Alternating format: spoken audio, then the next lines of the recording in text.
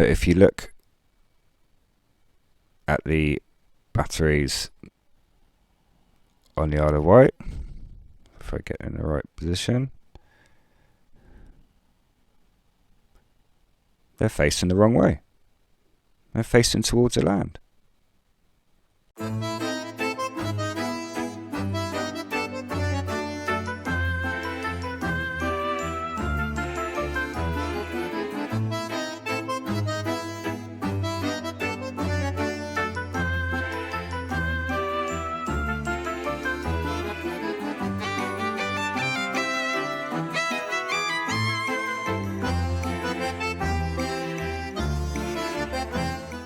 These cities were absolutely everywhere, and I think that was just the way they were built originally. Here's some of the tools they were using in the 17th and 18th centuries.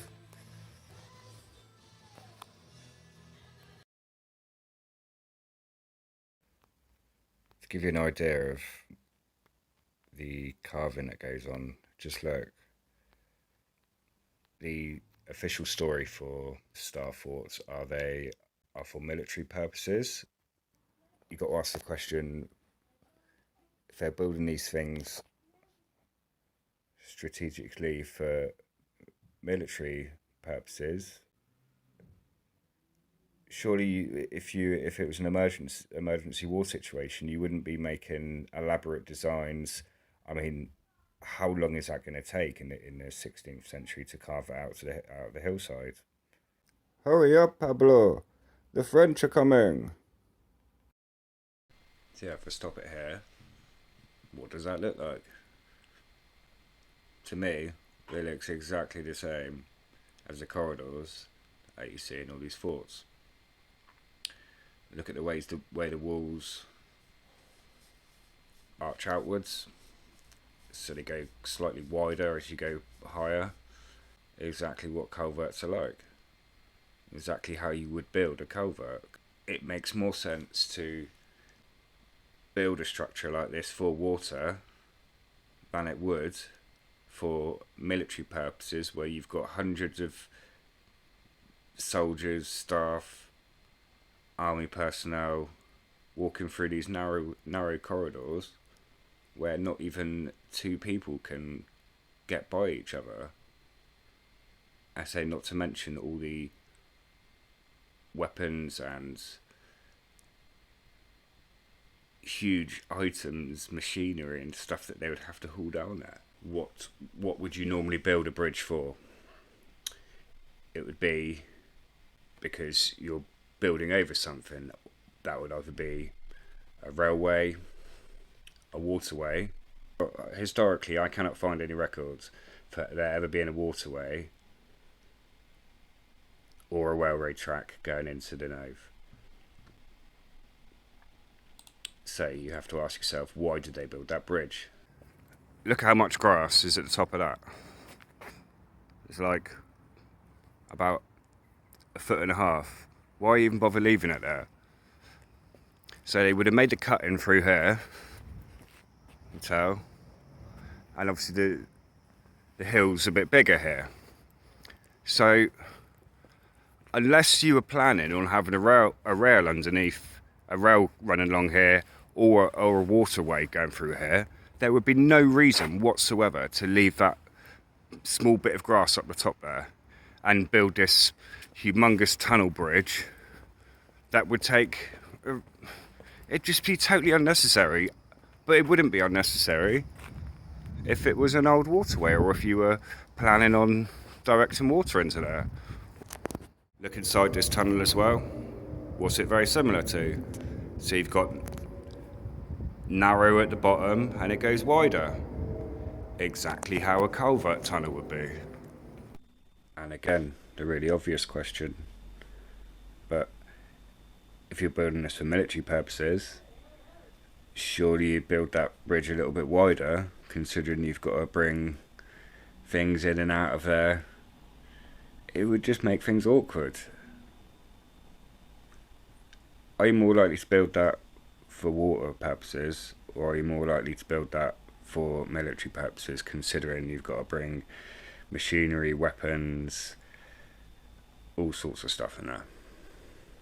What makes more sense? Alright. Today we're going to be going through some more evidence suggesting that forts were not originally built for military purposes.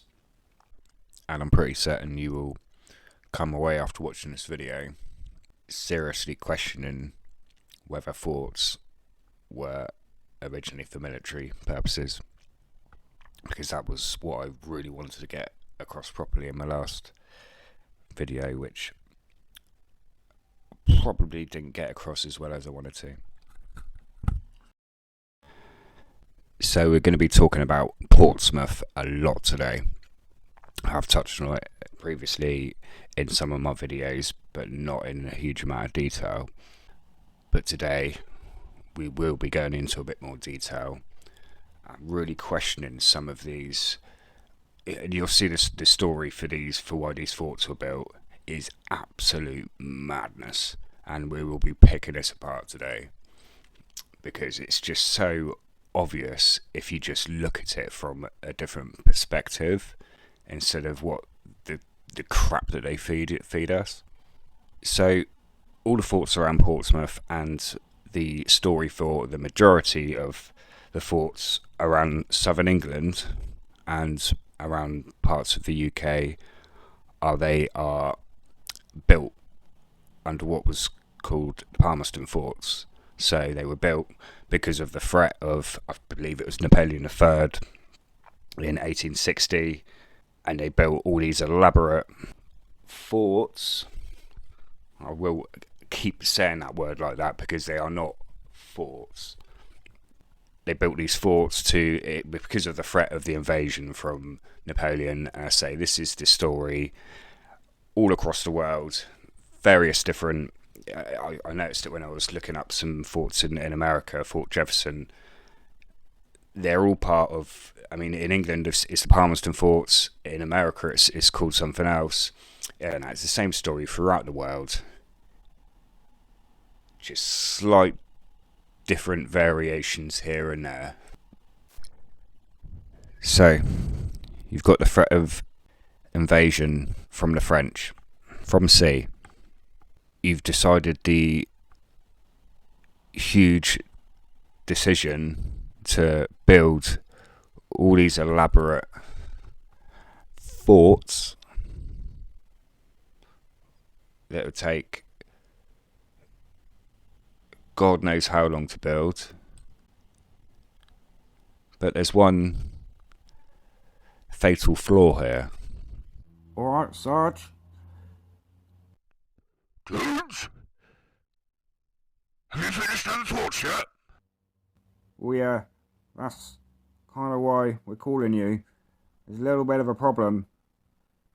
Well, the lads... Get on with it! Yeah, I'm trying to tell you, Sarge. The lads got the drawings. We've put all the footings in. All the walls. But we've just realised we had the plans the wrong way round. So, yeah, we've built them facing the wrong way. What do you mean you built them wrong way around? You stupid idiots. Well, you will be court-martialed in the morning. Be in my office by 10 o'clock. Now, how are they getting on the needles with that battery as well? Well, this was my next... Well, this was another one I was calling up to tell you about too. We built that the wrong way round as well. Sorry, some terrible acting there. But if you look at the batteries on the Isle of Wight, if I get in the right position, they're facing the wrong way. They're facing towards the land.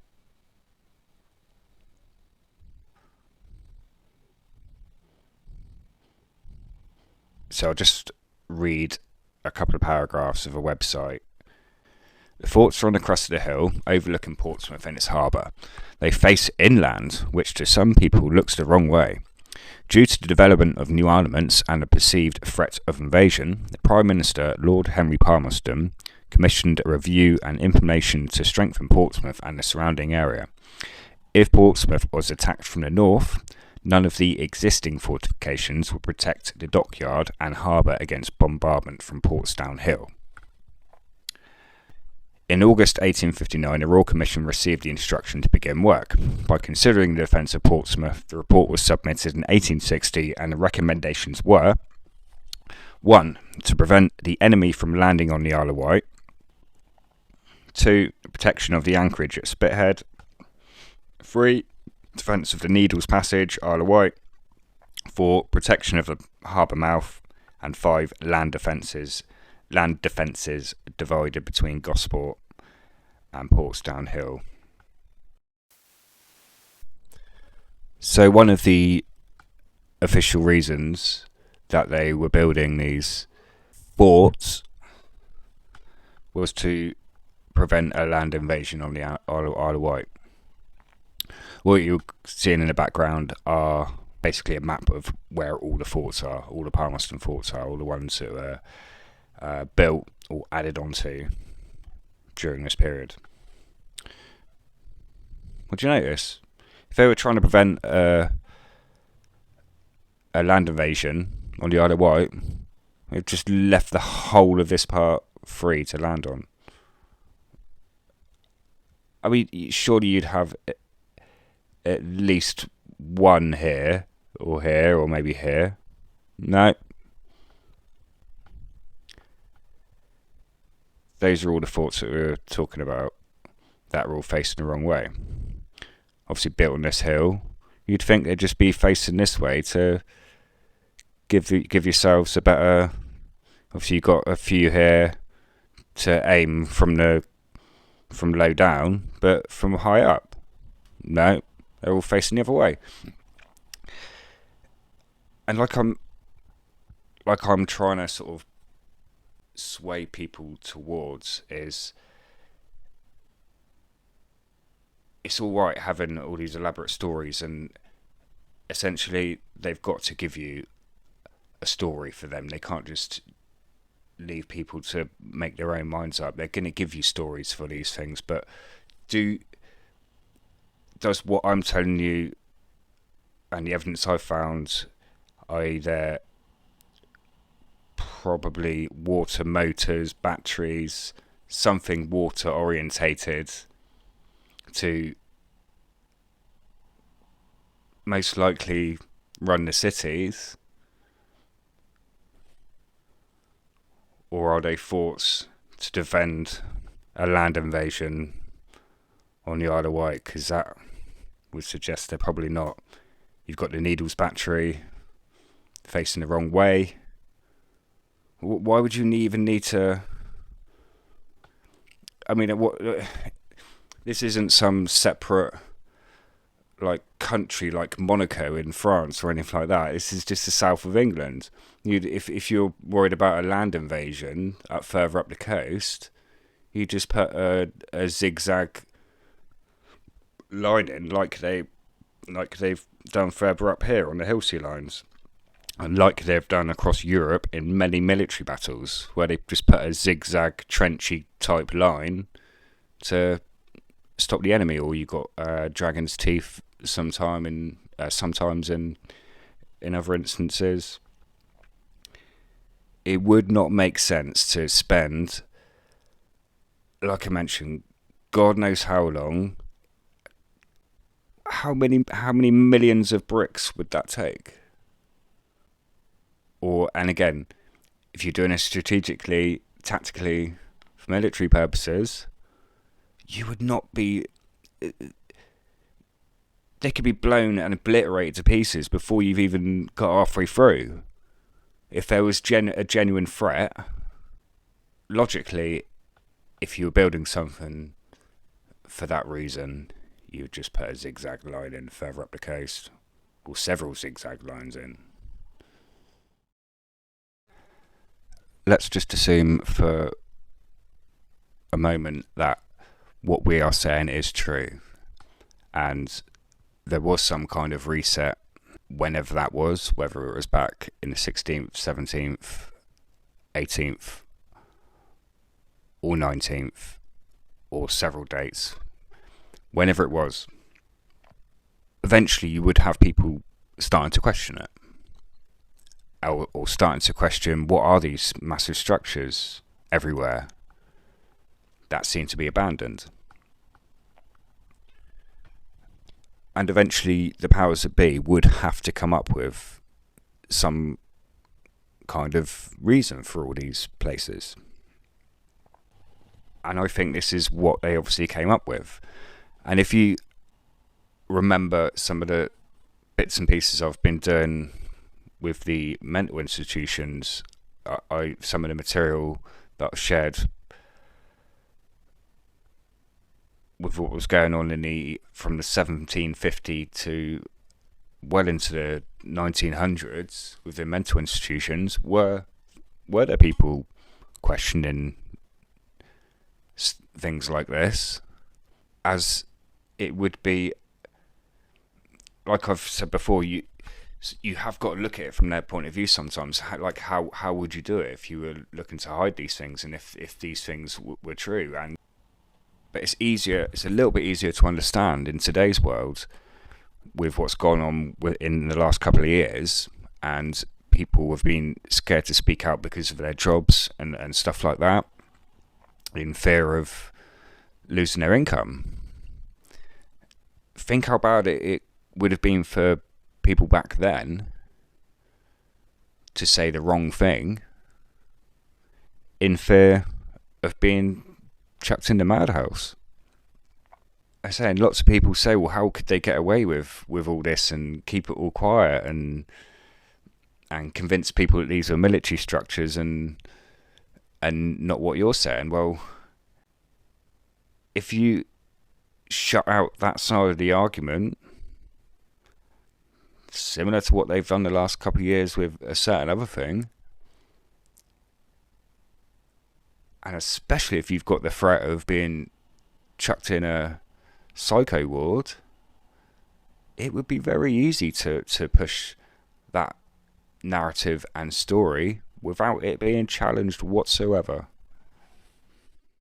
So going back to the reason why they built the forts facing the wrong way, I'll just give you an idea there around here. So tactically, if you were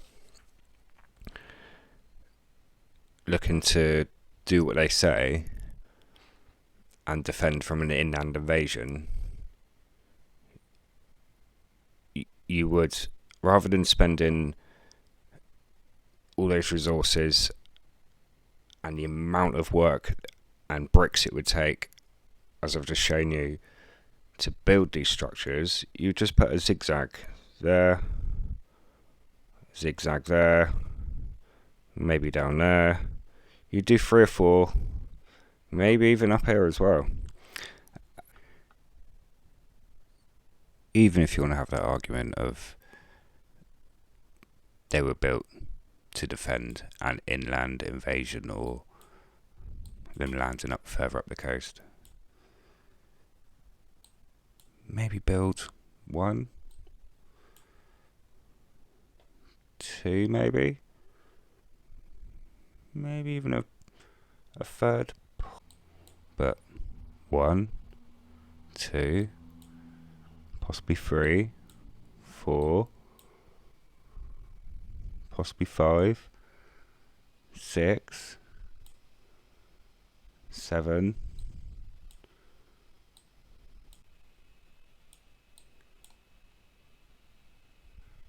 8, 9,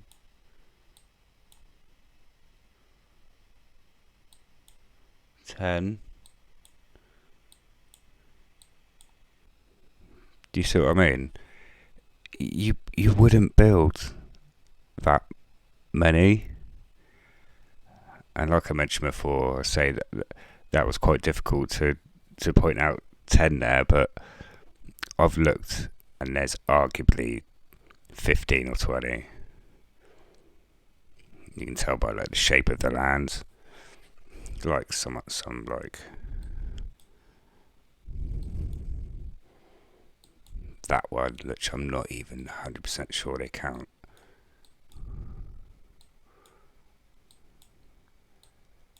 That's clearly been one as well, isn't it?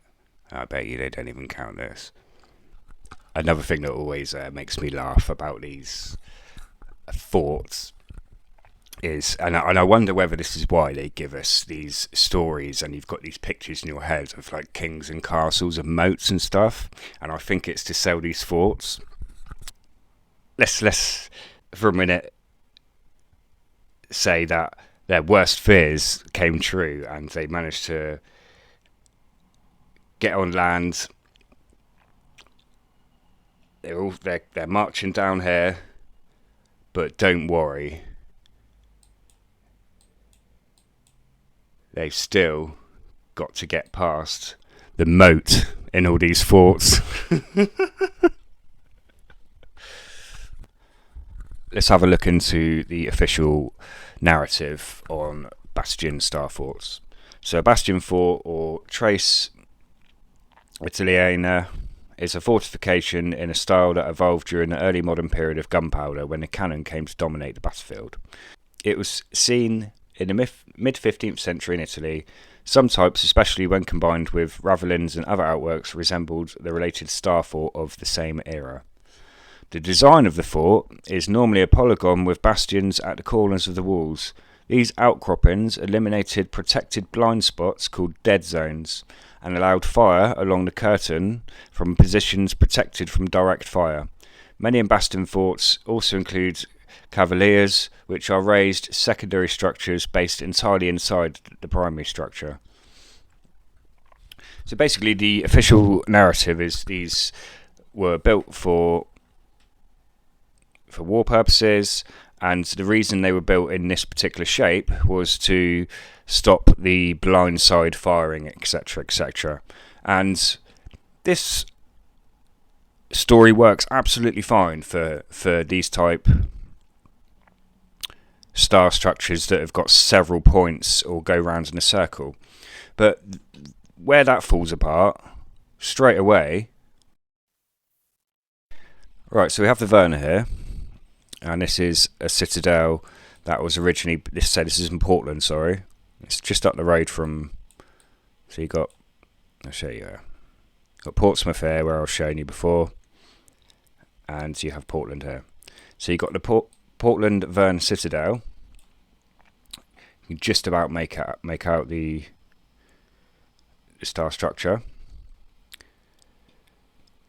Again, facing the wrong way. Agton Fort, which is another Palmerston fort in Plymouth. Let's quickly show you the above image.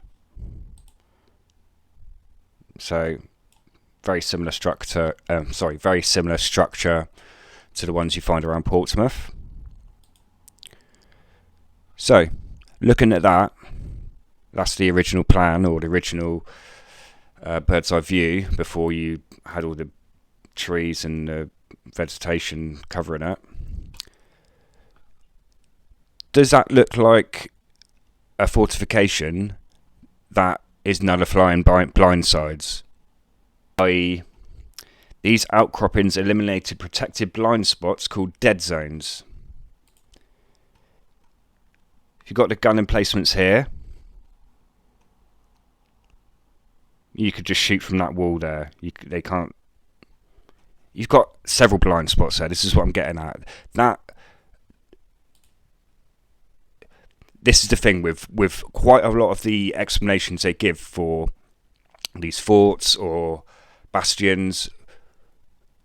They're okay if you take a quick glance, quick scratch of the surface, it all fits. But when you go a little bit deeper and you realise how many of these bastions and star structures exist, it does not fit at all. The reason I wanted to show you that was just to show you the similarities between that one and the Verne in Portland, which I'm showing you here, because I think it kind of proves that they weren't built for blind spots, etc., etc. Because that's two forts that were allegedly built under the Palmerston forts. So yeah, you've got very similar features to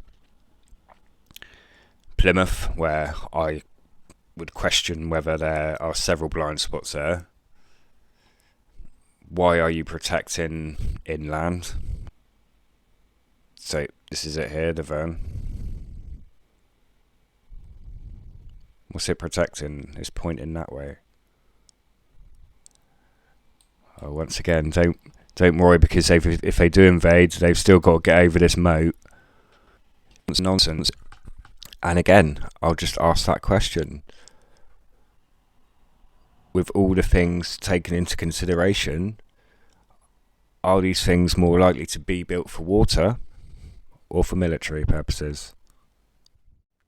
I want to finish up this part with maybe hypothesising what these places could have been. And I want to thank someone who made a comment on the original video that I posted on the evolution of watermills, which I did delete in the end and just put the two parts together. So it kind of prompted me to go and look at it again, and I found this. So this is an invention from LiQWYD. I believe he's a French electronic engineer. So his invention, an atmospheric vortex engine, is a device for producing mechanical energy by means of a controlled tornado-like vortex. Excuse me. A vortex is produced by emitting air tangentially at the base of a circular wall. The process could become a major source of clean energy and could provide other benefits such as precipitation and cooling, which I do believe, because I've looked up what it is, because this is as you can see, it got started in 2007, and I do believe they're using it for cooling in some type of factories. Anyway, vortex engines would help alleviate global warming by reducing fuel consumption or by hastening upward heat convection. So basically it will save other industries money because it will make their systems more efficient. But what I was very interested in about this was look at the diagram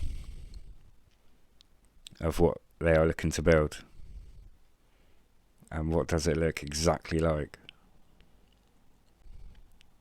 So could it possibly be a situation, I'll just put Fort Broadcast by the side here, that these particular parts here, like on the outside of Fort Broadcast, could be some kind of devices here, possibly magnets, which I'll touch on quickly in a sec as well. I'm not saying they are, I'm not saying they're not, but like I mentioned at the start, I think it's important to try and move this subject forward, and even if it's just ruling it out, great, but it'd be good to try and get some ideas on what they could be, so when people are going to these places, you can look at things from a different perspective and maybe spot things that you wouldn't normally spot because you're looking at it from a totally wrong angle.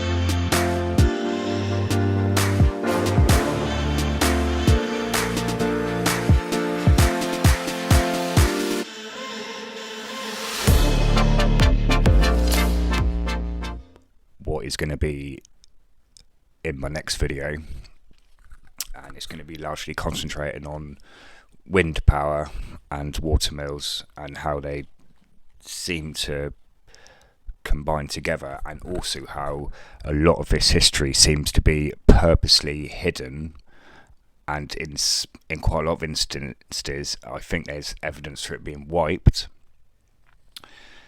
For example, I'm currently in contact with a certain person in Dorset who specialises in researching windmills, and he's got a fantastic website on the subject. And I sent him an email just to get a bit more information on a certain mill that I'm looking at in Poole, and he's done like extensive research and found like hundreds of mills dating back right to when they were first recorded, I believe in modern days, in the early 1500s. And he commented in the email he sent me, he said, "I was amazed when I first began the research at how little Poole Museum knew about the windmills in their area. Even now, they do not seem to have a lot, and it is only Beta that is noted." Beta is the windmill and location that I'm looking into at the moment, which is very, very interesting. This is what I'll be talking about in my next video, where I believe definitely World War II, but I suspect it's probably World War One as well, where a lot of the industry and infrastructure was taken out, and particularly natural parts of the energy industry. And as I will touch on my next video, you suddenly have the rise of all the power stations in the mid to late 40s, right after the war.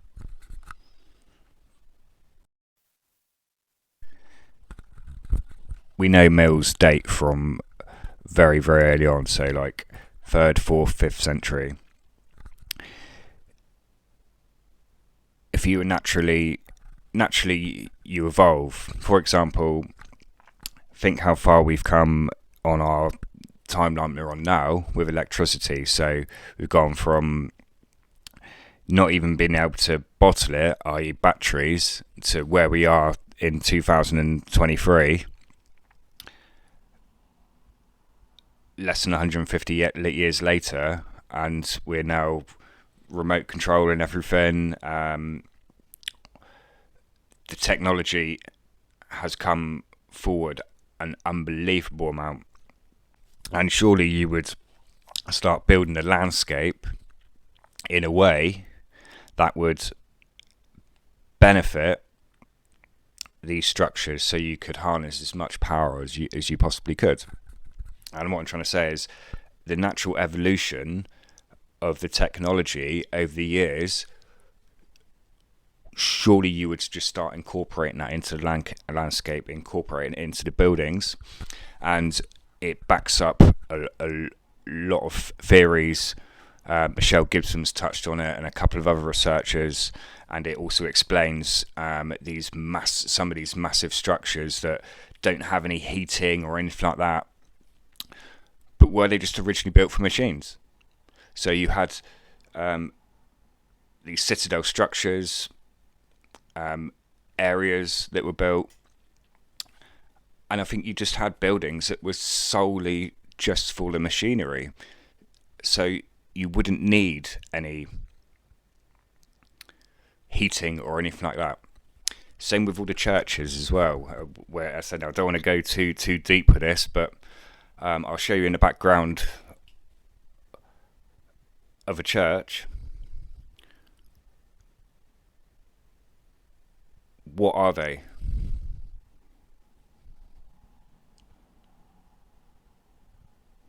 They are vents. They are cooling vents. They can't be anything else. You'd just build windows otherwise, wouldn't you? Again, were a lot of these structures actually part of a bigger circuit, machinery? And if we start looking at this subject from these angles, I do seriously think we will get a lot further and a lot quicker. And as I showed you and suggested in the last video with my research on the Nove, which is a fort in Weymouth near Portland, where I was showing you earlier, are they just part of a bigger structure, and does each fort do a specific task?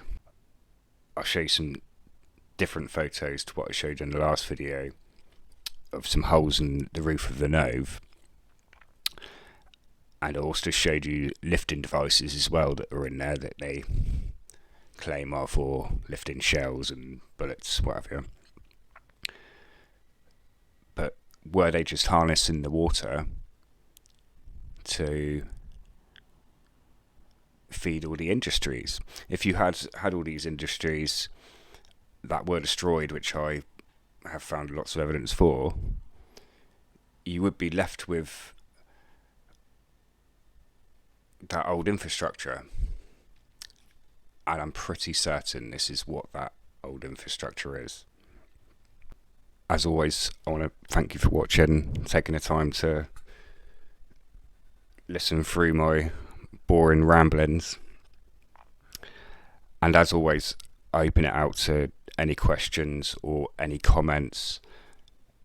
Like I touched on earlier, you don't know how much comments and the things that you say help and trigger certain things that I may have forgotten about, or maybe send you down a certain pathway that you wouldn't have gone down before if you hadn't have seen that comment. And it's quite hard work when you're doing this stuff on your own, because you get tied down going down this route, going down that route. The thing you went looking for, you always end up going down another route and finding something else. What I'm trying to say, if you've got two heads on it, it makes things so much easier, so much quicker. You get to places a lot faster than you would on your own. So yeah, welcome to comments. Thanks for watching.